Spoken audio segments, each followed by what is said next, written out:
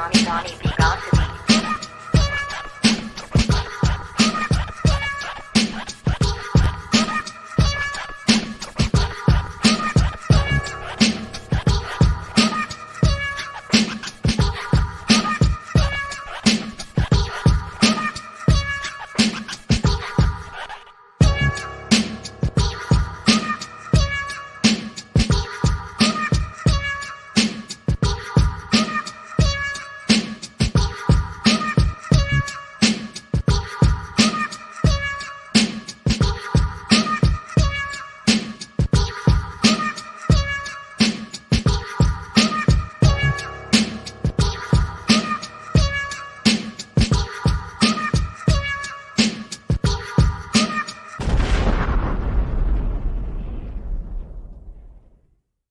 Yo, what's good, everybody? It's Donnie B. Got the Beats. We live on the latest edition of the Beat Man Season 7, but I am still elated to keep giving y'all top flight individuals, as I just told this brother today, the supersonic type individuals.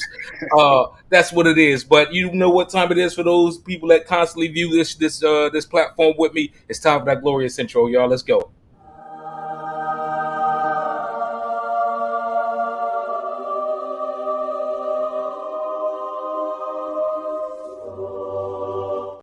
So, if you've been following, like I said, season 7 has been a very pivotal year in my career, my life, and everything, man. And it goes back to my opportunity to finally be in the building Grammy weekend and be able to explore the Grammys from top to bottom. And part of my traversal with the Grammys this year was to come across my folks out in the Sunset Rooftop, part of the Feisty Fest fam. Kev, Brass, the whole movement, and so forth and so on. So this brother was one of the people I interviewed, and I was definitely taken back by him. And I was like, dude, we gotta, I gotta get you on the podcast. And it just took a month of moons for us to schedule because this brother is extremely busy with all the stuff he got going on. I mean, we gonna get to that because he ain't just what I'm about to introduce him as, but we gonna get to that in a sec, right? But without further ado, I got national recording artist and fashion designer / CEO of Infinity by Philip Michael. THRILLA, what's going on with you, brother? Yo, what's good, my dude? Thank you for having me on this show. It's been a minute. It's been a buck, bro. It's been a buck, but we on now. Yeah, you know? It's lit. You heard? That's what it is. Well, like I said, brother, it's a pleasure to have you on. We can really showcase you and let people know what you about, man. You got a lot of gravity with you. I want to say that too off the top. And you were actually literally, I believe, the first person I interviewed that weekend. And yet still, you still stuck with me up until now. You know what I mean? So it's something about your personality. And if I'm wrong, if I'm not wrong, you also was like performing on like a busted foot and everything like that. You know what I'm saying? Yeah. See what I'm saying? Like these things stick. So this brother be laying it down, ladies and gentlemen. That's what I'm talking about. Like, got to see him perform and everything, and the whole time, man, he was 1 foot like James Brown out there, man. It was live.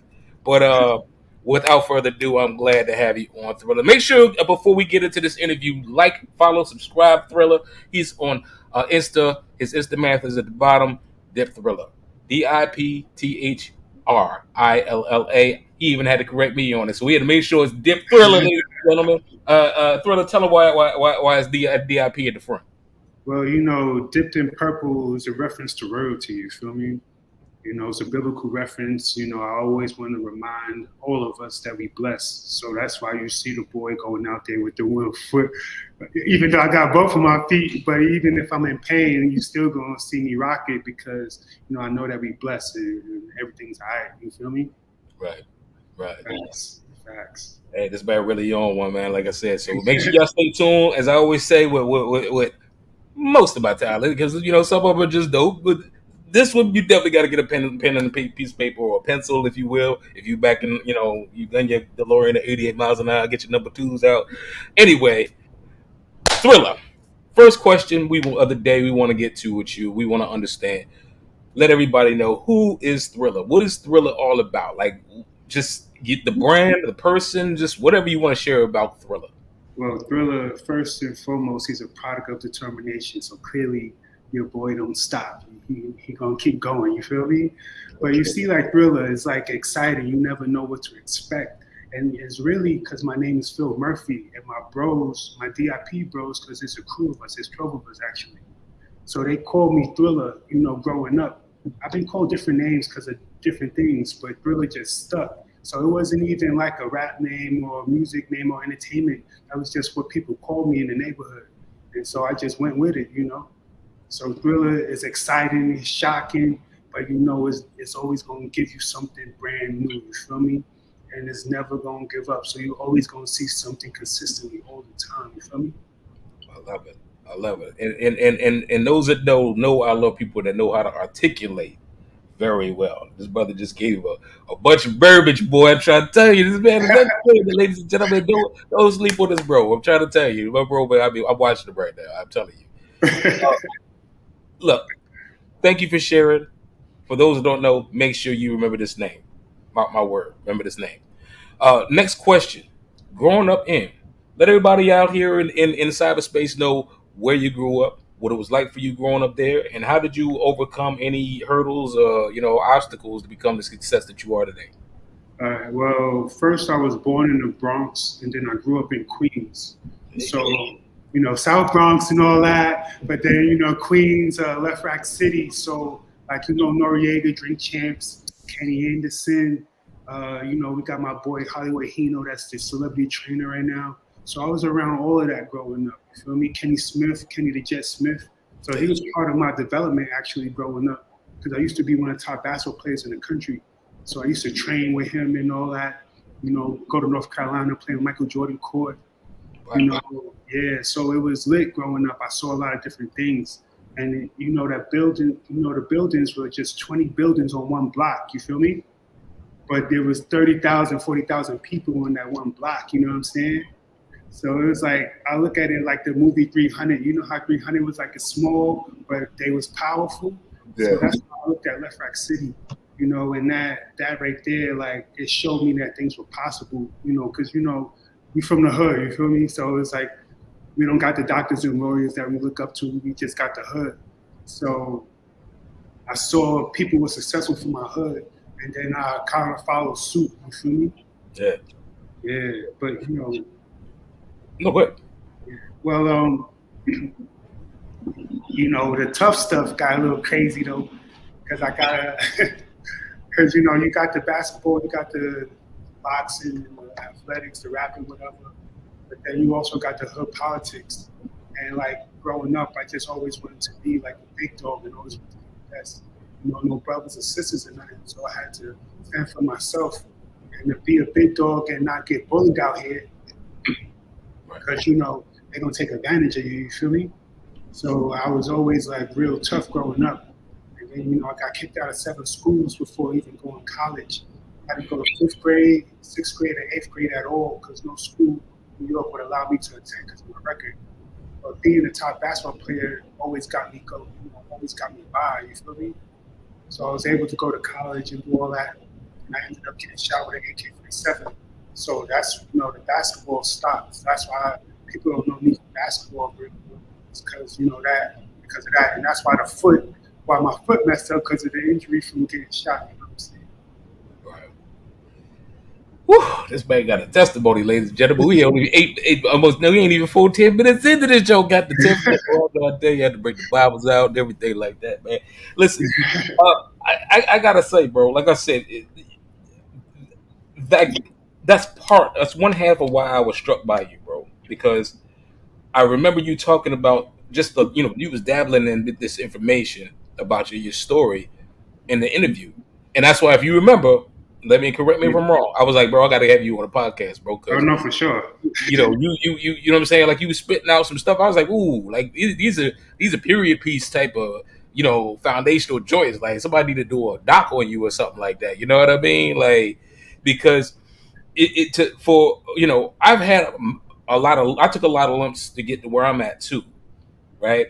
And I understand the rhetoric and I understand the thought process where you know you come up with adversity, so you just want to beat that at all out. If adversity, if shit, you got me stuttering. If adversity had a face, I would punch it. right? Facts. So coming up in the DMV, that's where I'm from. It put me in a different mindset. Like eat, eat, eat. I'm always gonna eat. Yeah. I'm always gonna eat. It's nothing like for me coming up in the DMV, right? Yeah. But what people don't know is I was born in the DMV. My family from the tri-state though. Oh. So the whole thought process, the paradigm of how people will get money, get money, be like we Yeah. out here. You know what I mean? Like that's that pantheon of my whole experience comes from up there. So I got it Yeah. on in a lot of different ways. You know what I mean? Yeah. So with that being said, I want you to touch on, because like you said, you traveled around a lot, and you said you're from the hood, and you know what I'm saying, I'm familiar with BX too. And in fact, my sister-in-law from the BX, and um, this explain for people that don't know, because people always be like, I mean, New Yorkers think they better than everybody here. You know how that go, right? But being in the boroughs, from one of the boroughs, right? It's something about, it's like in the water. So can you talk about the substantiation of, NY people, why they got their bravado on them, and why they like that, why they out here hungry, why are they eating like that? You know what I'm saying? You Yeah. being from there, I want to hear from from your mouth what you think about that. Well, first, that's where the money is, period. You got Wall Street, you know what I'm saying? You got all the trade and all that. When the products get shipped, where it go? New York, you feel me? The coast. It's going to go to the coast. So you got so much money over there, you know what I'm saying? You got Donald Trump is from there, you feel me? You got all these skyscrapers, all that. So you could be walking down a block and be walking with, right next to Jerry Seinfeld or somebody. You know what I'm Right. saying? And these dudes is making $1 million an episode, you feel me, on whatever show that they doing. So you got so much money going on that you got Park Avenue, right? You got Park Avenue hold the richest people, right? The Right. richest people, but then you got Park Avenue on the other side that hosts the poorest people. You feel me? All on the same avenue, you know what I'm saying? So we see that, you feel me? And the girls is going after the shine, you feel me? So it's like, how you gonna keep up with that? And then the cost of living in New York is crazy, and people living on top of each other, and everything costs. You feel me? So everybody trying to, so you got the people that's really getting money. You got real billionaires out there. You feel me? Yeah. Then you got people from like where we from, that's trying to keep up. You know what I'm saying? That they're not even heard. So people, since they're not heard, they want to be heard, and the way that they can be heard is through how loud that they talk, how loud that they dress, how loud that they carry themselves. You feel me? And then you gotta hustle to just survive. It ain't like I'm not saying anything about the South or nothing, but the South you can get a cheap job. Not saying cheap job. You can get a low paying job and live in a house and be good, chilling. But in New York, you paying thousands on thousands of dollars of rent to live in a box, and then you still got all these kind of crazy rats, roaches. Still, so you hustling to even just try to get a shorty because shorty is going after that guy with the bread. You know what I'm saying? So how you gonna stand out? So everybody's on their bully, and even the people that is millionaires is still got to pay their rent too. You feel me? So They got everybody, to keep up too. yeah, everybody gotta go get it. It's check to check over there, no matter who they think they are. Everybody got to figure out their next paycheck to feed their fam or feed themselves or to live the lifestyle so they can try to compete. You heard? So yeah, so it's like in New York, we don't look at it. You got to be on some big dog bully type of time. You know what I'm saying? Because that's everybody getting there, everybody trying to get it, and you need to just do that to just even eat for the day. You know what I'm saying? That's facts. I gotta say, and I swear, I really am not trying to take this long talking about this, but it's just the spirit moving us, right?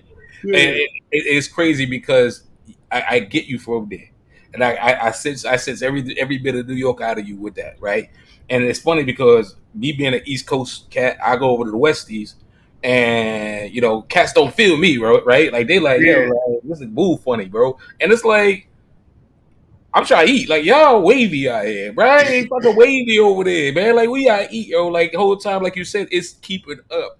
And if you ain't in front, you behind, right? Facts. So it's the mentality, it's the process, and it's like I can smell a New Yorker like around the block, bro, up the street, just because of how they move. I could tell. Oh, Yeah.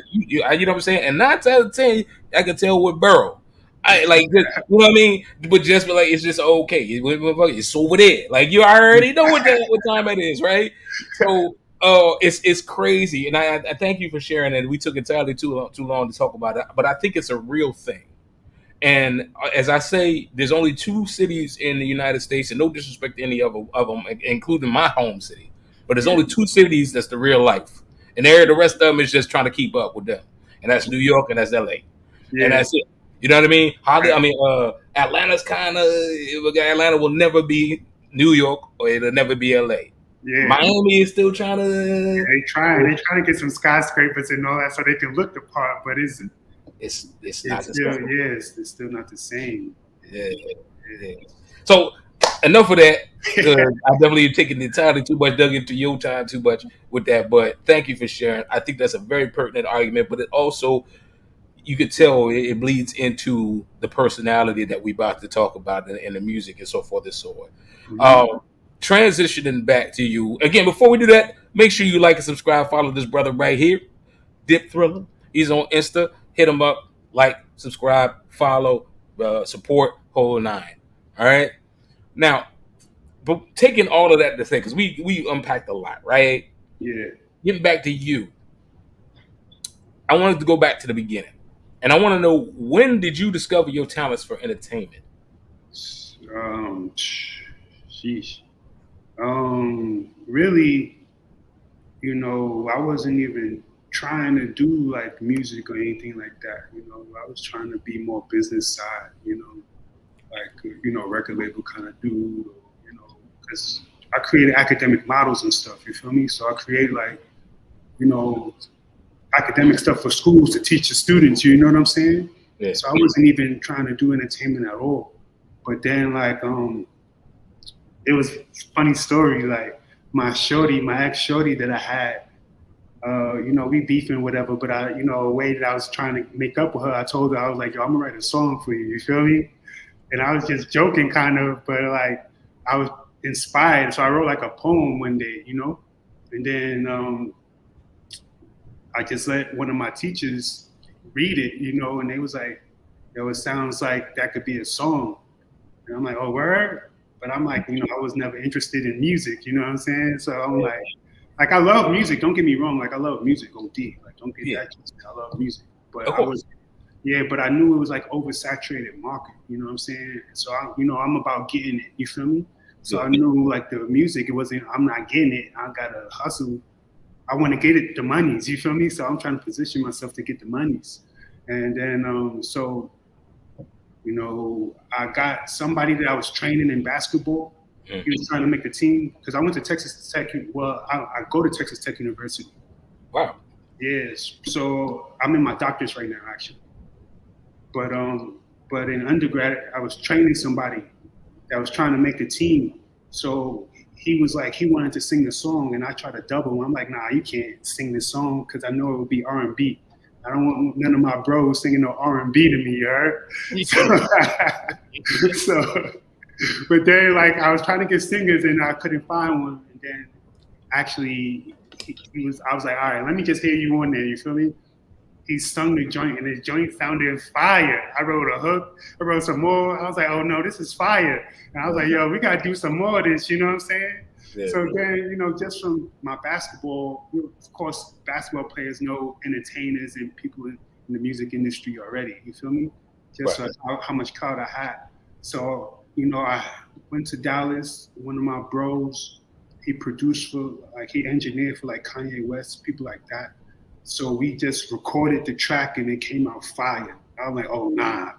I'm like, we're going to do more of this. So I started bringing producers in the crib. We was going ham, you feel me? I'm like, oh, I'm about to be CEO. This label is lit, you feel me?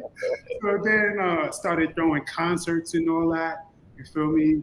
And then we started doing shows. I brought one of my other bros from New York out in Texas, So we was doing South by Southwest, all these different shows.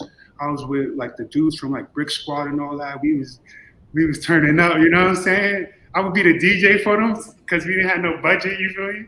So I would DJ for them, and that I was just using my laptop and shit, going crazy like it was. But the people had fun though, and everybody was having fun. And I always been an entertainer. Like everybody always like we always like dancing and all that, and just having fun. And so that energy, we just brought our real raw energy into that space, and that's really where it started from. And then I moved back to New York, started managing this producer, and then from there, like I started being around actual beats a lot, you know. So I wasn't around music before ever, you feel me? Then I started putting myself in that space, and then I started being around beats, and then the producer wanted me to write hooks for different artists, you know. And then I started doing that so much that I was like, oh nah, I could be telling my story. Like I'm the one that got hit with the AK. Like I'm the one that was really G'd up growing up. Like I have a real story to tell. You feel me? Yeah. And he wasn't jacking that. He was like, oh, you could give that song to Rick Ross or something. I was trying to buy beats off of him and all that. He wouldn't even let me buy beats. Like it was crazy. It was crazy. But then it got to the point. Like I wrote one song for myself. And I'm like, let me see if I can do this for real. Like, there was a show in North Carolina. I was in New York, but there was a show in North Carolina, like some type of showcase. There was you got one song opportunity to perform. You feel me? Yeah. And it's like one or two songs or whatever, and then like the dude assign you some. How those showcases. Those kind of showcases, right? Mm-hmm. So I went down. I went to North Carolina by myself. Like nobody, you know what I'm saying? Like nobody even knew. Like I was just going. You feel me? Right. And I only had the one song. I didn't even have two songs. I only had the one song. And then so I did it. I did like a freestyle. I opened it up with like a freestyle, and I performed the song. Like I didn't win. Of course, I didn't get I didn't win that contest, but I was honorable mention. You know what I'm saying? So that let me know that I'm like, oh, I can do this. I can do this. I never performed or nothing before besides me DJing for the other people. So yeah, it just let me know that I can do this for real. So I just started locking in and trying to craft, get myself a little better. Moved out to LA for a little bit. Was living with a producer, writing. He gave me a whole bunch of beats. Before I was trying to buy beats, I couldn't buy the beat. Now I'm getting them things for the free. You feel me? Right. And then I was just locked in from there. And I learned, in LA, that's when I learned like how to perform. I seen, it's a little different. New York is, everybody's like more rugged, tough, 30 people in the crowd, on the stage with you, you feel me? Yeah. And really I'm in the hood anyway, so it's real, tough environment anyway. So like we perform in a park or something, or that's just some real raw rugged anyway. But in LA, it's like showmanship, you feel me? I'm seeing real performances. And then I'm like, and it gave me the confidence to like really be free, you know what I'm saying? And be more artistic in my being, you know what I'm saying? Then I was around a lot of art too, a lot of art and a lot of fashion. So that's where all of that came from when I was in LA for a little bit. I love that. And obviously I'm gonna take this as a segue into that movement. But before you do, I love that because it struck something in me because I was the same way to an extent. I didn't get the whole true grit that New York gives you, right? Can I say that about Philly? And Philly's literally my second home. That's like both of my parents are from the Philly or just outside of Philly, right? Yeah. So I used to spend summers in South Jersey and Philly, so forth and so on, but I used to always go, back and forth up top, right? Mm-hmm. And so it's interesting to hear you say that because it is a mindset. It's like that New York state of mind thing. It's real. Like it's not even a whole game. Like it's real. Yeah. And then going to LA, and I've been out here for 9 years now, and I'm literally looking at it from a perspective of I was born over there, and that got me ready to come over here. Now I just look at what they're doing to be like, oh, okay, how I can sift through it. Yeah. You know what I mean? But it's interesting that you put it in those terms. We'll revisit that a little bit more, right?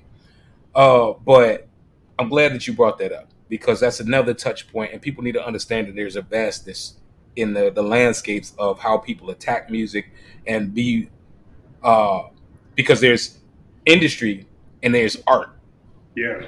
Mm-hmm. and even me, I struggled to find my voice until recently. You know what I mean? So I can understand from a perspective of coming out to LA, and then it's like, who I learned like I could be literally be confident enough to be who I am, and that's cool. Yeah. You know what I Right. mean? Right. So again, we're gonna revisit that, bro. We're gonna revisit that. I want you to quantify what are or were your biggest obstacles with establishing yourself. Um, really just the being free and not holding myself back. You know what I'm saying? You know, a lot of times I was living for other people more so than living for myself. You know, Mm. it's like you're just part of the gang, right? You know, you got everybody on the block, you living for the block, and then you got your crew, then you living for the crew. But when was I ever gonna live for myself? You know what I'm saying? So that was my biggest thing. Like that's what was part of me even being so tough growing up because I'm living for all these hoods. You know what I'm saying?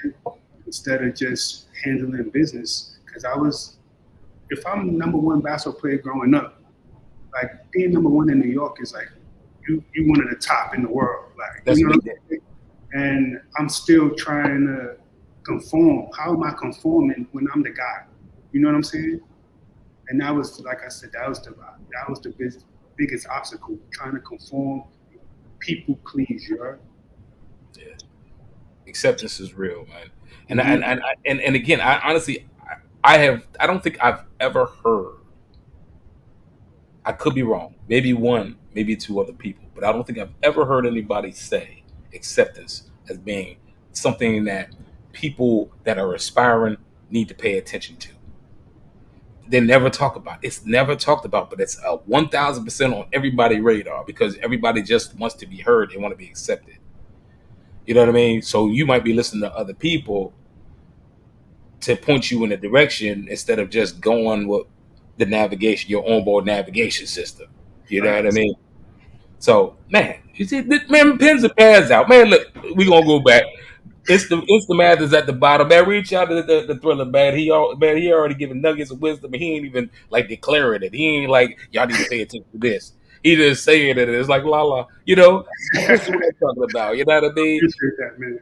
Of course, man. Like I said, man, I'm elated. We got national recording artist and fashion designer, CEO of Infinity by Philip Michael. You This heard? is Brother Thriller here, man. Make sure you tune in, holler at him, let him know what's up. Reach out to him. You heard it. You heard it. You take, you CEOs. You know what I'm saying? So make sure y'all like and subscribe, man, and follow him. I want to take a transition again. Before we get to this feature, I want you to say what are you currently working on? What are your current projects? Like something that you want to call out there that people need to be hit to? That's coming. What's next for Thriller? Well, I just dropped the Rock With You video. You Mm-hmm. know, that's the ode to Michael Jack, you heard? Yeah. Like Yeah, that. yeah, yeah. And it's crazy because the name is Thriller, you feel me? It just makes sense. It just makes sense. I literally didn't even get it till you just said You it. feel me? It just makes sense, you heard? And that's what so Michael Jack, one of the top performers, really like the top performer, right? Yeah. And that's what I'm inspired by. But it's because of love though. You can see that he loves what he's doing, you feel me? Yeah. That's all, that's what this is my aspiration and inspiration is love, you heard?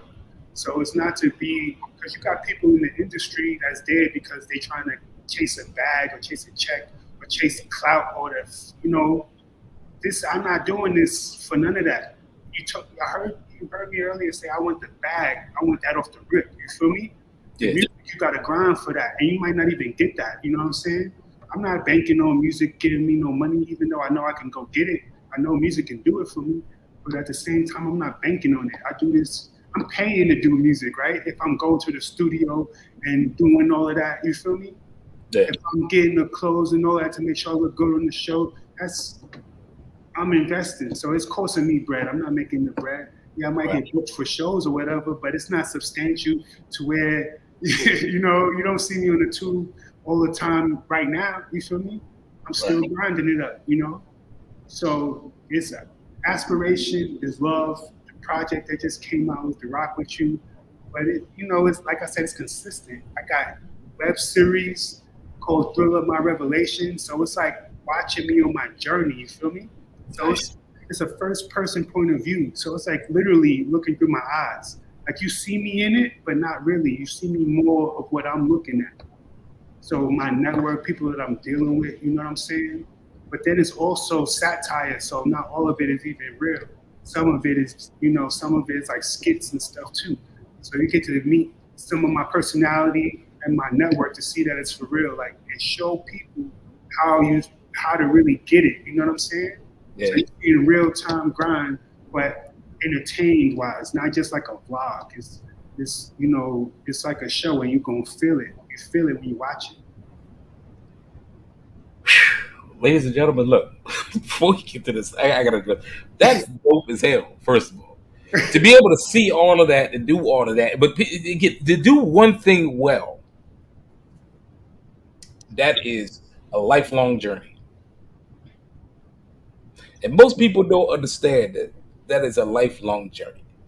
I got good old friends that got record labels and they got fashion and they made clothes and they out here, they even notary publics because you know what I'm saying they do notary. Like we gonna do this because we gonna get money. But to do multiple things very well, it's a skill. It's a blessing because not everybody's blessed with that. And the fact that you're talking about, you got a satire episodic on YouTube. Who the hell is doing that? By the way, that's just you actors and actresses doing it. But you're not just that because you also got Infinity by Philip Michael, right? And them Jones fire. I'm still trying to figure out how I can go get me some. You know what I mean? Thank you, So dude. you know that's so you good at that too. And then now you throwing a music piece when you've already CEOs, you've already done a whole bunch of stuff at a high clip. How? Sway? How? Okay, because again, and because again, I'm going off script, but how? Because you just what in your elevator pitch, is all of that possible? How do you make that possible? Well, I've been trained and developed by great people. So, everything had its time. I didn't just do music and clothes and videos and all. Everything had its specific times that I took the time to get better at it. And Mhm. then now, since I got the understanding of it, now I can do it and make it seem like like I'm just doing everything at one time. But everything did have its focus. So I actually started out doing film first. I went to school for psychology, but my minor was mass communication in undergrad. So I learned about the elements of how to get a message across, how to understand the people, you know what I'm saying? And then the film aspect. So that's how it started. And then from there, then I told you I went to LA. Then that's when I focused on music crazy. But at Yeah, that same time, I was around designers and art. So I was ambassador, like I was sponsored by Perry White, LA. I don't know if you know who that yeah, is. yeah. So I used to just rock his clothes only, model and all that kind of stuff. And then I used to literally be right there with him making the clothes. So I used to see all of that and all the different creativity just being with the artists, the different art people like that paint and all that. Being in that realm, it just helps you think differently. You know what I'm saying? So I was business first, then I got into film, then I got into the music, and then at that time I was learning about, the fashion industry, things in that nature. And then when I came to New York, then that's when I started putting it together. We gonna get to just one of these at least. Make sure y'all understand Infinity by Philip Michael. is dope. Make sure you check it out. We're gonna have you point to that brand after this segment. But ladies and gentlemen, quick transition. We are it's that time for the exclusive feature. We actually have the Rock With You official music video put out by his truly THRILLA. So here we go, ladies and gentlemen. I really want y'all to get into this piece and really own it because this brother really put his foot into it. So without further ado, it's time for the feature, y'all. Here we go.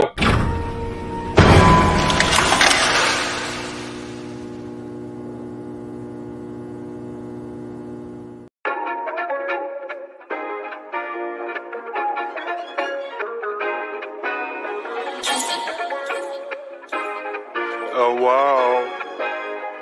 Blanca, this sounds cold. Uh-huh.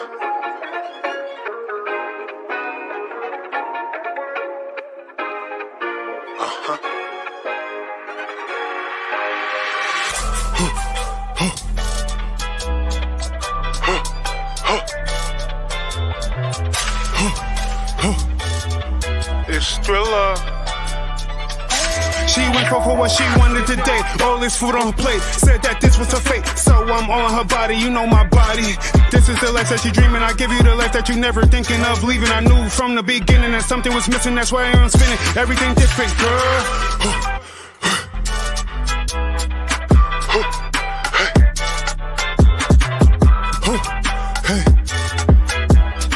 Oh wow. Oh wow.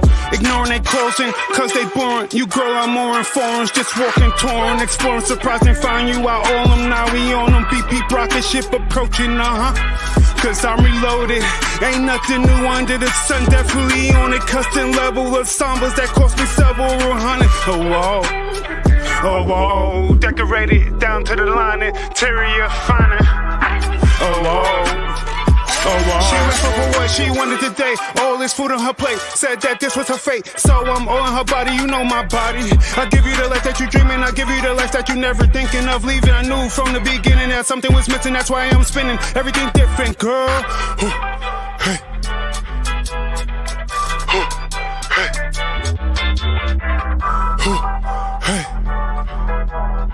Oh wow. Oh wow. Life is like drinking a vino, age is just right, be counting casinos. Whoa, that's a lot of dead people. Ghost power to people, you know, gotta to fight the evil. United, we definitely gon' grow. Now you know, she went after what she wanted today. All this food on her plate, said that this was her fate. So I'm all in her body, you know my body. I give you the life that you dreaming, I give you the life that you never thinking of leaving. I knew from the beginning that something was missing, that's why I'm spinning. Everything different, girl. Hey.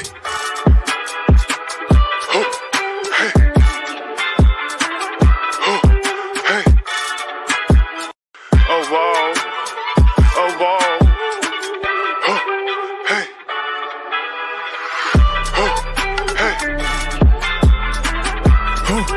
Hey. It's THRILLA. She went after what she wanted today. All this food on her plate. Said that this was her fate. So I'm all in her face. You know my body. I give you the life that you dreaming. I give you the life that you never thinking of leaving. I knew from the beginning that something was missing. That's why I'm spinning. Everything different, girl. Hey.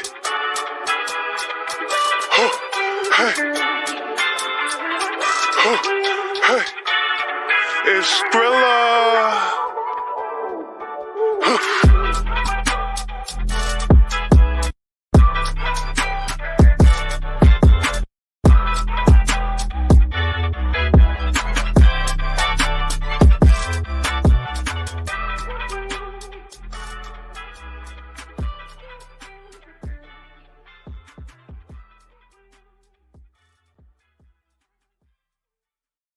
Man, listen.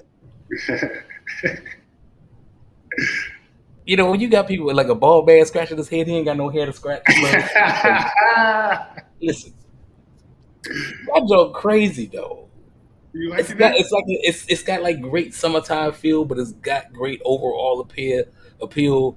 It's got great energy. You're doing your thing in the joke. You got the little steps working. You got the footwork in there. Man, it's a do that song, man. Like, so how did it come? How did that song come together? Let everybody know how that came together. Well, you know how we get sturdy in New York. Those moves is New York all the way. You feel me? And Okay. and we got the drill. The drill is taking over. So that's our, our sound, our music. You know what I'm saying?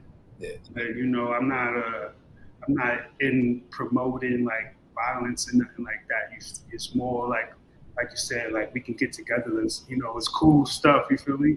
That's Right. what I'm trying to do, is make cool stuff. So the same kind of stuff that it sounds similar. You know what I'm saying? But it's gonna clean the streets. They call it the street sweeper. You feel me?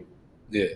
Yeah, we're gonna the street sweeper. You still get all that, everything that you want, aggressive, all that, whatever. But then also we gonna show love to the ladies. You feel me? And we gonna be vulnerable because that's love. You feel me?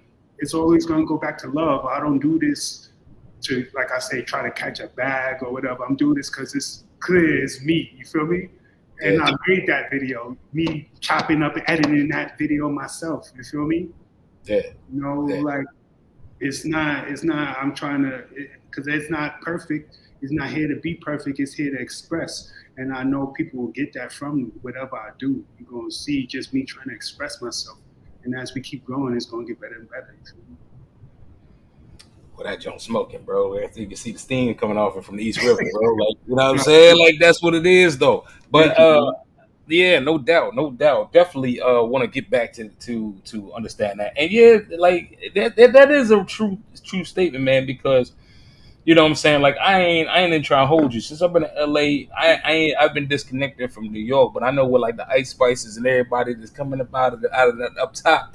You know what I mean? Like, that drill music is what it is, like, right now. Like, I It's think crazy. Like, it's crazy in New York. Like, OD. Like, talking about gunning everybody down, smoking on their dead, whatever. That's the most disrespectful thing you can. You know what I'm saying? Like, people was taking it there, but somebody gotta change that narrative a little bit. Because like, and a lot of these kids, like, yeah, they losing people. Like, because I work in the schools, so I'm actually seeing it. Like, 11-year-olds getting stabbed up from gang stuff, you feel me, selling drugs, early, like 11 years old, and like not no movie stuff, the real life stuff, you feel me? Yeah. And I'm really with the kids every day, Of course, I'm outside, basketball kind of stuff. I'm outside. I'm really outside. And it's foul. A lot of them don't really even know what they're getting themselves into. Like, when I was an undergrad, 9 of my friends got murdered, you feel me? Yeah. My best friend got murdered during my first finals at Texas Tech. You know what I'm saying? Me just trying to move forward with my life, is constantly filled with death, you heard? Constantly filled with agony and distress. And it's like, we're not here for all that. You know what I'm saying? And we shouldn't be promoting that. Like, that's not it. Like, you know what I'm saying? Like, I'm not saying that you can't tell your story, but a lot of people, they living for everybody else. They're not telling their story. They're trying to put on, you feel me? They're trying to, it's a facade, and we can't do that. We can't do that. I think it's interesting that you put that into a good narrative and a good perspective. It's a term. I'm sure you relatively hip to it. We might be a gap in between ages, but back in the day we used to call that lunch meat. Most kids don't know what they going into. You just cold lunch meat, bro. Like, at the end of the day, somebody go see, they gonna gobble that, they put you on a sandwich and serve you up, bro. Like, it's a wrap. But trying to keep, exactly, right? But the thing about it is, like you said, is that everybody is built for tough, but not everybody can endure like a Ford truck, if that makes sense. You know what I'm saying? You got the balls. Chill. Yeah, hold up, man. Had to readjust my chair right quick on it. But, you know what I'm saying? Like, and it's crazy because it's like everybody talk big, bro.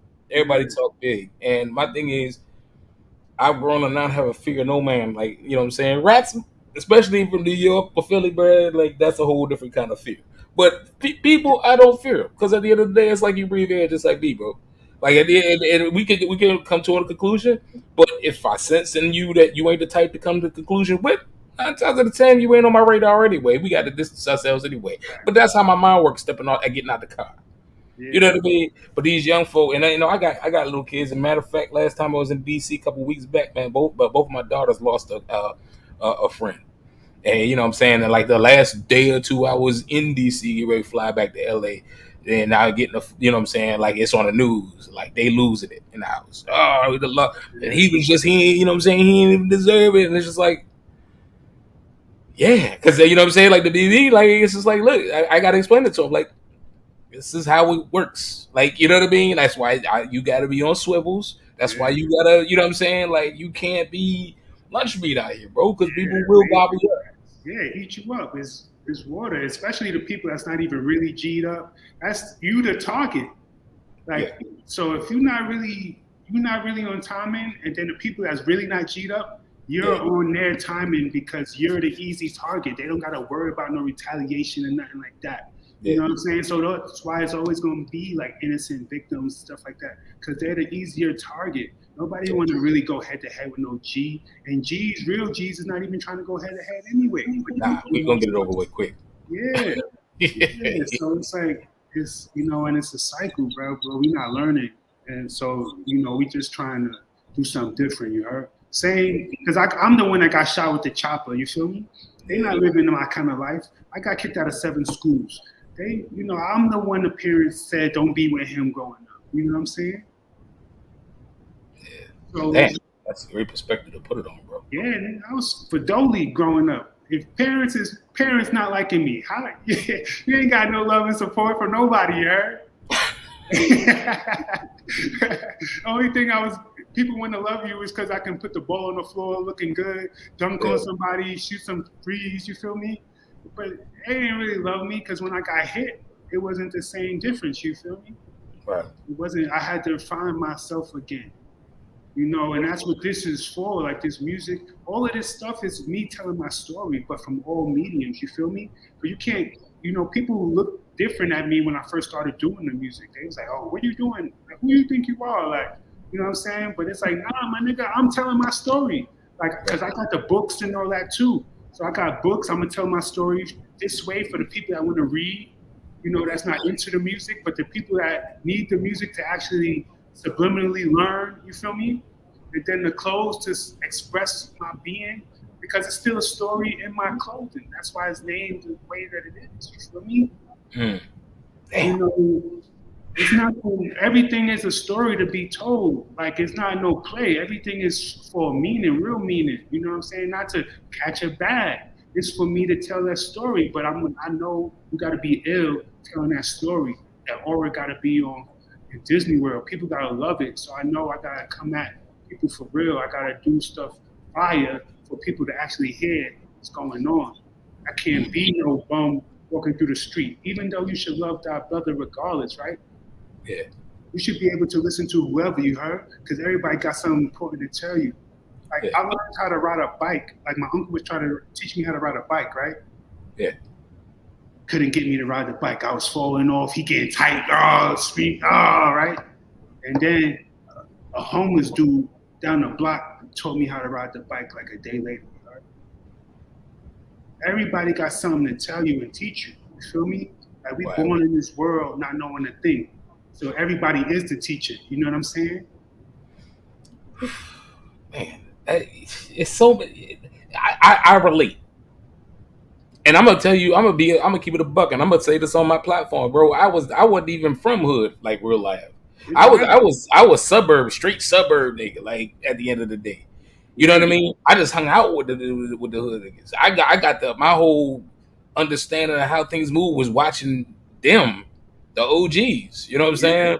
So I ain't never claimed nothing. I still to this day don't claim nothing. One thing I will claim, I'll whoop your ass at the end of the day. Like, I don't try it. You know what I'm saying? And if you do, at the end of the day, it's going to be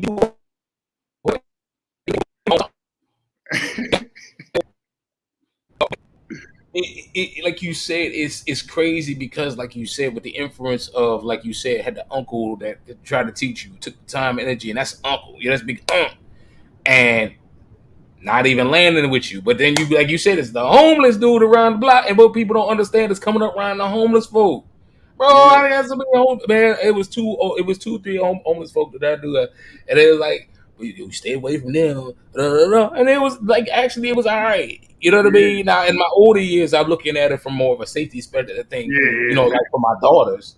You know what I'm saying? But I get, like, at the end of the day, it's like, at the end of the day, because not everybody is It's never about.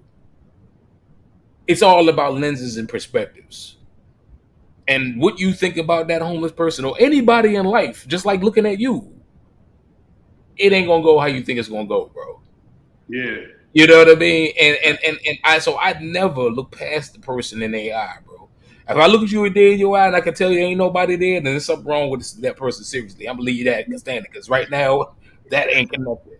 There ain't no Wi-Fi in the building on that one. Yeah. You know what I'm saying? So I feel that so much, and I think that this is the learning lesson to take away from the viewers is that, like you said, from the blocks you came up on, I know people from the same kind of blocks. I know people from the same experiences of life, and it's real because all of y'all say the same thing. Different personalities, but say the same thing, and that legitimizes you. That lets people know that you are 100 about who you are, but then it also is like at the end of the day, it's reality, bro. And I wish more people lived in reality and stopped with the fugazi Twitter texts and all that behind the. Yeah. Because man, Yeah.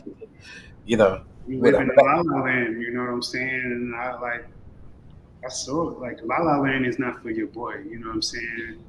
Not putting on no front or nothing. You know, I care about y'all. I care about everybody, you feel me?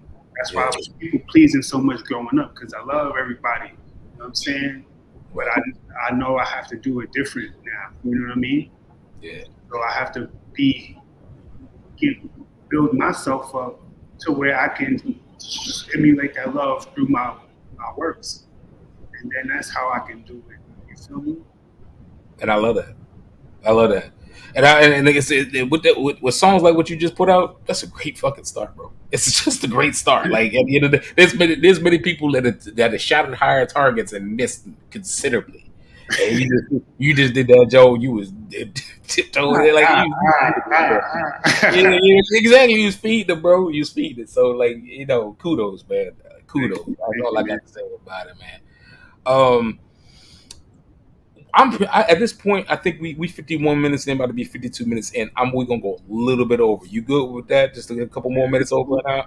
But, my man, I like that. I want to, because the reason why is because again we have a great conversation, but I'm like off the beaten path with a lot of the questions that I wanted to ask. But I think that the narrative speaks more about who you are as a person and the feeling that people get from you and your art. Because again, we just showed the music. We just mentioned the passing about all of the other peripheral things you got going on. Because like you did, like you box too. Most people didn't. I lived today years old. And you like, man, I'm a boxer. And they're like, yo, because you did say that when I met you. So again, and this is why, because I wanted to go to something like literally right now. I wanted to go to something different, but I was just like, you know what? I told you in the beginning. I was like, man, we need to talk about that in this joint. So now this is how much you bury you a conundrum, bro. Like wrapped in an enigma, wrapped in a fortune cookie. It's ridiculous. Talk to people about this boxing thing, man, and the fighting thing, man. What is that even like? But even think about that, because that's a man sport, right? Facts. So to do that, but then you a singer, you know what I'm saying, singer and a rapper and a songwriter, but then you to make fashion, which is it could be considered widely by controlled by in a wide variety assortment of people, and you know what I'm saying. So I'm saying all that to say is like, so talk about the boxing aspect of this, because this is the one we haven't even talked about or touched on, but you're still very active in that. What is that like? Well, I keep it like I don't post it really like on my Instagram or nothing like that, even though I'm training every day, going crazy. You feel me? Punching people out every day. But the thing is, like, because I really love that. You feel me? I love everything, but I really love that, and I don't want people playing with it. You know what I'm saying? So I don't, I keep that low until, I got like different fights and stuff coming up or whatever. You know what I'm saying? But like, got into that by accident, really. Even though, like, cause like I said, I was an aggressive little dude. You feel me? So I would be fighting young, not even angry. You know what I'm saying? Or fighting to, protect the rep, like, to make sure that people don't play with you. Because you come from these environments, like you said, they'll eat you up like food, right? Yeah. So you're not going to eat me up. I'm gonna walk out here comfortable. You know what I'm saying? So the way to do that in these environments is to be the top dog. So I had to put pause on people. You feel me? Yeah. So, but I wouldn't even be angry. You know what I'm saying? So it's like Bruce Lee. Like how you fighting and no emotion attached. You just like water. So it's like I got into it by accident. I was part of this organization. Everything I got into is by accident. You feel me? So it's just, so I was supposed to be I was part of this organization that gave grants to people, right? So gave grants to this boxing gym. You know Hector Camacho? Yeah, Macho Camacho. Yeah, so we giving a grant to his son, you feel me? Because they had a boxing gym in Harlem. So, I'm talking to the dudes, and I'm like, you know what? I want to do I want to do like a short film on New York boxing, because I told you my bro Hollywood Hino, the celebrity trainer, he trains like Drake and Kevin Hart, people like that. You know what I'm saying? He live in LA, but yeah, like Kelly Rowland, all these different kind of people, Carmelo, and he trained all of them, and they knew each other, the boxing people. So I was like, oh, I should do a film on New York City boxing. So I'm like, all right. So I started filming a little bit, started meeting them, interviewing them a little bit. And then the dude wanted me to train one of his kids in basketball. So he didn't end up paying me. And I'm like, all right, because it costs, you feel me? It costs. Like, it costs to be the boss, you feel me? Be in New York, you're gonna pay up. So, but I'm not a rude guy. Like, I'm not here to, bust anybody's chops. So I'm like, you know what? Since you can't, I know I'm not even gonna stress you about this money, like, because back in the days they used to barter, right? Right. So like, yeah, we could barter this. You can train me in boxing for a little bit, and I can cover your tab. You know what I'm saying? Because I always knew I could fight, and right.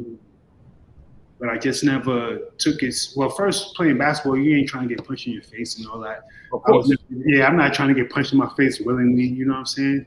But then, after getting shot and all that, and just reevaluating life, like, I got this life to live. I told you none of my friends got bodied, you feel me? So I need to live this life. They didn't die in vain, you heard? None of these people in this world are going to die in vain. I'm going to live this life and give everything that I have, you feel me? And I need to be in shape anyway. You see me dancing. So you need to be in shape to do that, right? Yeah. So it's like, if I'm just working out. So really boxing to me is just working out, you heard? But I'm just actually decent at it.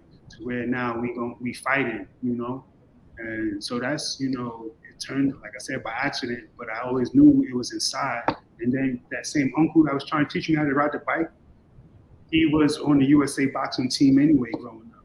So he was fighting with like Shannon Briggs and all that. So it's in my blood. Like, my pops is a master in Shaolin, you feel me? He was the bodyguard, you know what I'm saying? He was bodyguarding for Nelson Mandela, you know what I'm saying? So it's like I come from a fighting background, another karate master, my other uncle, So it's not like far-fetched that I'm just jumping out the water. Like, this is my family anyway. Like, big men that was actually outside, you feel me?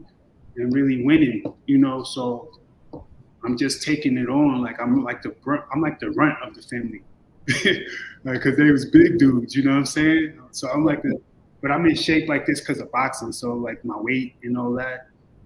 Yeah, so, yeah, man. And really another way for boxing too is because I be wanting to beat people up, you heard? So, I ain't in boxing, and I be feeling that way too. So. You feel me? So it's like, and I know, like, out here nowadays, you fight somebody, you're going to go to jail, or you're going to probably die. You know what I'm saying?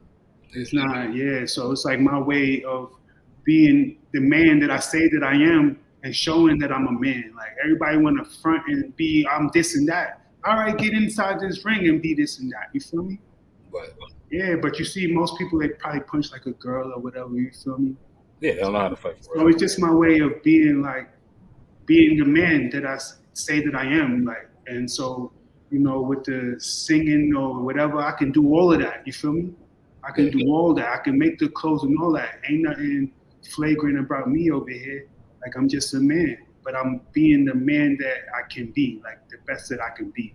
I'm not holding myself back because of people's ideologies or their perceptions of things. I'm being free, I'm being me, and that's that. Like, it's just, and I know there's so many people that would do so much more if they would have that same mindset that they could just be, but they're not, because they're holding themselves back to conform to a world that don't even love them, you heard? I identify with that very, very much so. And I agree. I think people like to hold themselves back, but then point the finger at everybody else as to why they're hindered. Yeah, Oh, it's the man. You know what I'm saying? Or, you know what I'm saying? Like, you know what I'm saying? Like, all you do is you talk about what you know what I'm saying? Like, you holding me back. Like, you always pushing back on, putting things on me. Oh, man. Nah, because my fault. No, good. Because that's just like, because like how you said, the man or whatever, or they say I'm the white people or whatever. First of all, we broke the covenant, you heard? We broke the covenant. People talking about the slavery and all that and the Black Lives Matter. We broke the covenant. Everybody keep trying to blame everybody else, but we broke the covenant. It says that in the book, you heard? Yeah. It says in the book, in the Bible, that we broke the covenant and you'll have that 400 plus years of slavery and you won't recover from it. You feel me? But we keep trying to blame all these other people. We know we the greatest. Of course we invent and create everything. That's how I'm even able to do what I'm doing. It ain't like I'm the only person that can do that. There's so many people that look like me can do that. You go to jail, you see niggas creating all kind of stoves from fucking Sprite cans and all that. You feel me? Yeah, that's stoves, you heard? Yeah. Building batteries, all kind of stuff. Geniuses, dude. Dancing. I'm not the only black dude that can dance. You feel me? Nothing that I'm doing is really that spectacular. It's just that I'm actually doing it. It's just that we got so far removed from who we really are. And it's because we broke the covenant and we keep trying to blame everybody other than taking accountability for ourselves and moving forward. I'm not doing anything special, and it might seem like that, but it's nothing special at all. I'm talking as a book. I'm talking. Me with the music, I'm talking on the beat. Me with the clothes. What did I do that was crazy? Right. I just learned from what's successful because we have the rules already. Nothing brand new. I didn't create or innovate anything. You feel me? The rules is already placed out for us. You already seen other people, like I said, we all the teachers. You already saw Kanye with the sneakers and the clothes. You already saw, Michael Jordan be great and work hard. You saw Kobe doing that. You feel me? You saw Floyd Mayweather, all these dudes going crazy and going ham. You saw Langston Hughes write and express himself. You saw Dr. King doing his thing. You saw Malcolm X. You saw Ali. You saw all of this. You feel me? But I'm emulating our other teachers. You heard? I know if I emulate Alpo, that's going to probably get me in a situation that's not too conducive to productive life, right? I'm following Rich Paul and Alpo life, right? First of all, I'm killing my people by doing that for a Gucci belt. You heard? How foul is that? You feel me? We're not jacking that. I don't care about looking like something so your family can decease and go downhill. You feel me? Yeah. I'm not that lost to continue on that kind of cycle. I said, okay, this is how they say college is the way, people got the student loans. So I need to think about college a little different. I need to turn this into a business because I'm going to be in debt, right? So I need to figure out whatever I learn in this place, whatever people I meet in here need to benefit me, right? Yeah, you got to flip it. Yeah, this is a business. I'm not playing with it. I don't care if I graduate. I'm going, whoever I'm meeting, whatever information that I receive from here is going to benefit me to where I can maximize whatever I'm trying to build. You heard? That's why I can present myself and speak articulate. You feel me? These books that I happen to read, to write these research papers, you feel me? To be this author so I can write my own book, you heard? So I can make money off of that and sell that to schools, you feel me? It ain't nothing crazy. I didn't create nothing. I'm telling you my story, nothing more, nothing less. So it's like, they make it seem like it's so much, but it really is not. It really is not.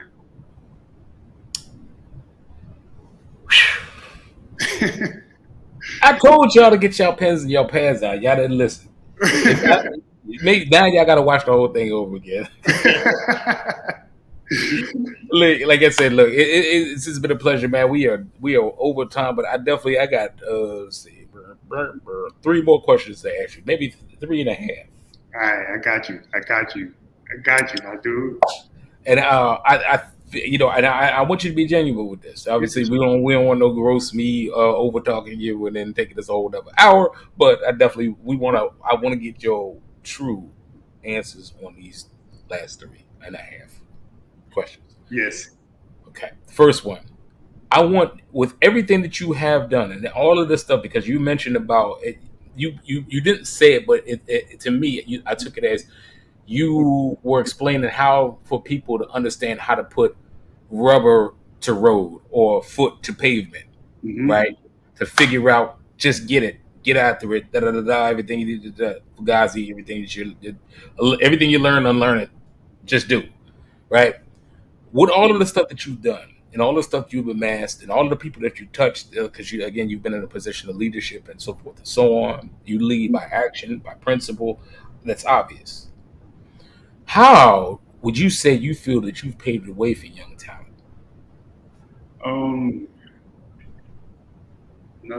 Another example, you feel me? Giving them just another example of how you can do things, you know what I'm saying? Love that. Like I said, we all the teacher. So this is my way, this is my lesson, you feel me? Destruct, construct, which one you want? And let me say this too, if you don't mind.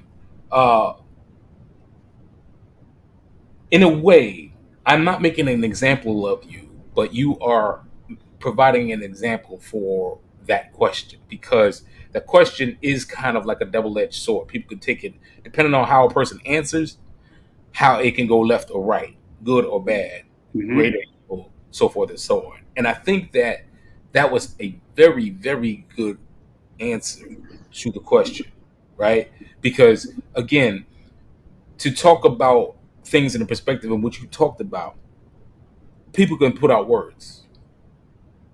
But if you're doing all of these things, as I said previously, at a high clip, we don't talk about it, we be about it. It just be what it is, right? And but it's always that extra little, the cream with the miracle whip on top of the damn thing with the little cherries, whatever garnishment you want to put on it, that you know how to articulate yourself. You know what I'm saying? Like, don't get it twisted. I'll take this southern drawl off me in a New York minute.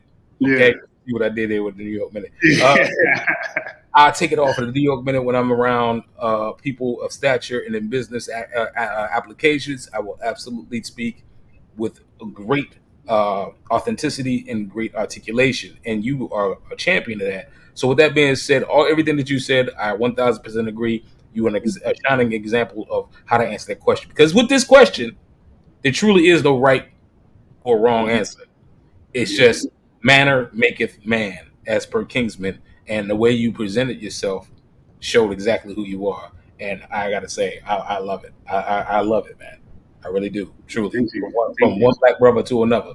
I love it. I put the words together. Question 1. Question 2 is, what is your advice for aspiring talent? And in this, let me say this. Let me notice that I didn't put young aspiring talent. Yeah. Because that's always a thing. And hell, I've been guilty of that. We all, until we pass, have an opportunity to change, readjust, and flex. Exactly. So, with that being said, what is your advice for aspiring talent? Just be free, man. You feel me? First and foremost, you want to, if you actually do care about whatever you're doing or have interest, find mentors, people that are already doing it and at a high level, you feel me? Yeah. And they, you get some of that sauce, add your sauce, you got a whole new flavor. It's crazy. You know what I'm saying? Facts. Facts. I gotta say, man. Like I said, I'm being here 9 years, man. It's just man, you got the old sauce, bro. Like, you know what I mean? Like, it's like I missed that. I missed. You don't understand how much I missed that. It's like, yo, it's the sauce, B. Like, you know. Yeah, sooner or later, you heard. You never know. You never know. You feel me? Hey, man, it's just so 1,000% because it's like you said everything, but said a little. And it's just like, is it a sauce? Like, you know what I mean? Like, so it's everything. And yes, you're right. I think with that being said, you know, make sure you like and subscribe, follow this brother, man. And if you got any other information, make sure that you tap in with this brother. We put his Instagram down here. You can follow THRILLA at https://instagram.com THRILLA DIPTRILLA. I was in a spelling bee. And make sure you get that down. You know what I'm saying? This brother, man, I'm trying to tell you something with this brother, man. You're gonna be talking about this dude for a long time, man. Just trust me. You know what I mean? But the key for me is authenticity, articulation. Those two A's are everything about, and they let you know everything about, even on dates and business. When you interviewing people for a job, and people, or you being interviewed for a job, articulation, authenticity. Yeah. Period. You know what I mean? So, make sure you subscribe to this brother, THRILLA, on social media. So, question 3. How can people learn more about you? Subscribe, reach out, connect, DM, slide in, do whatever they need to do to try to get in your favor, get in your company to understand exactly what you're doing. Well, the Insta-greasy. You got the Insta-greasy, or you want to get professional with it and get the LinkedIn. You know what I'm saying? You get the LinkedIn, the Phil Murphy on there. You get my regular government name on there, Phil Murphy. But you know, if people want to learn more about me on a serious note, like besides just the music, I got books. You know, I got a workbook series that talks about my college years and life after college. Is called Product of Determination.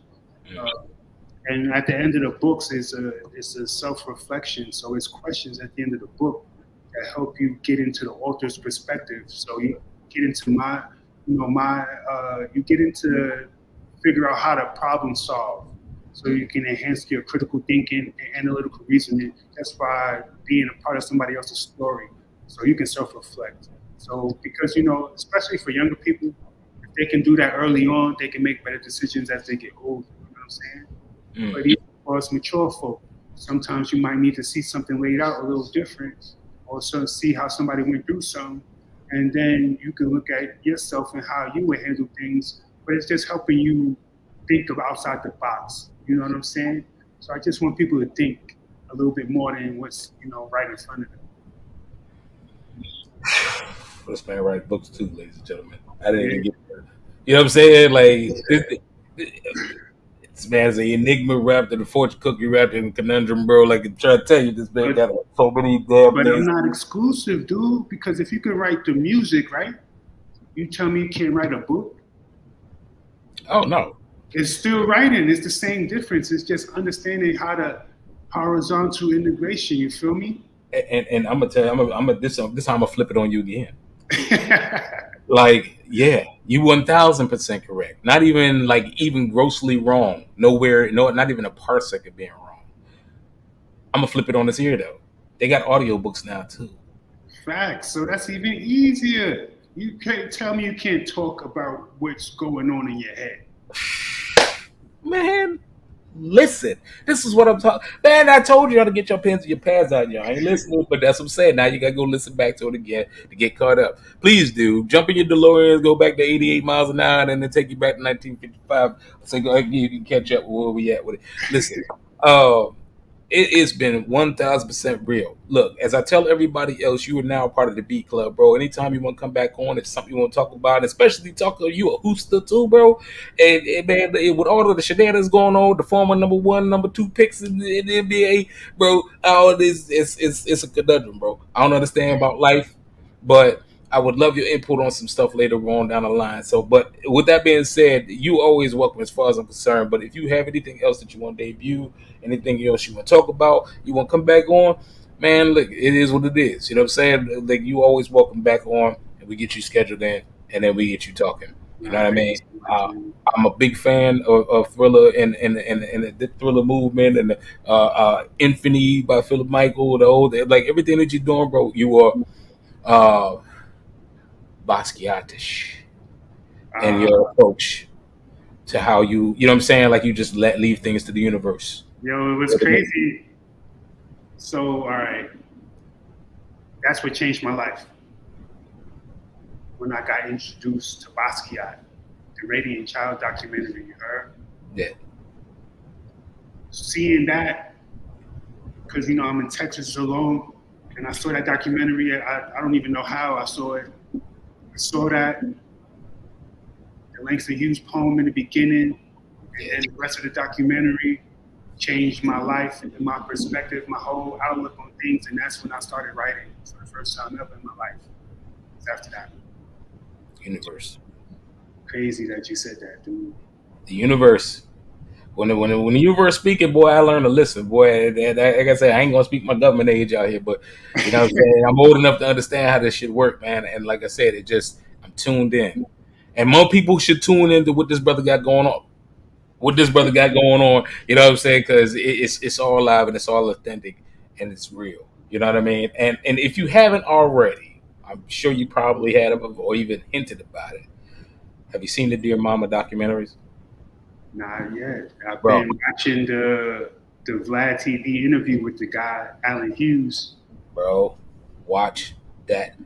It is the best documentary I have ever seen. I'm gonna watch that. That's crazy. Ever seen. That's crazy. Then the Basquiat joint is in the top 5 for me. Yeah. 1000% in the top 5. But the Dear Mama joint is the best documentary I have ever seen. I'm gonna check that. I've been seeing Tupac Pops. He's not really feeling that right now. Well, no, but here's the thing. Fair. And it's all about how you look at it in the perspectives, right? Yeah. But one thing is I am a huge nerd for hip hop. Yeah. Huge. Facts. I could take it back to Bambaataa. I could take it back to James Brown being the godfather of hip hop. I could take it there. Yeah. You know what I'm saying? Yes. But I know one damn thing: hip hop started in the Bronx. I Right. do know that for a fact. Yeah. Okay, and what I'm saying to you is that, with all that being said, the political engagement, the story about his mom and how she was vilified, but also a matriarch of the Black Panther Party. Facts. How they correlated her story and paralleled it along with his story, and how they lived in duality. Yeah. The music, where they just took took his words, faded out the music so you could hear what he's actually saying, and juxtaposed it against what was going on in his life. Yeah. Fuck it, bro. Right. All I'm saying to you is that it was like, yo, like, And chef's kiss. And I wasn't jacking Tupac as a young kid, of course. West Coast, East Coast, right? So Biggie. Fair. But well, you got obvious ties to that. That I get that. That's. But me, I'm gonna tell you, I was a fan of Tupac up to Me Against the World. Yeah. Because I didn't understand that, it didn't click to me that direction after that. Yeah. Watching that documentary explain everything, vivid, clear, detailed. It was like, oh, and I'm talking about you remember when Me Against the World came out, that album? Yeah. That was in the 90s, bro. So from the 90s up through until I saw this documentary, I had a love-hate thing for Pop. And everything became, his entire catalog became clear, and it was like, holy shit, that is why everything is in play. He is a genius, and his mom was a genius. They were parsecs ahead of everybody else, like light years. It wasn't even close. Yeah. It was just, you know what I mean? So That's my thing. Watch that joint. At least start with one episode.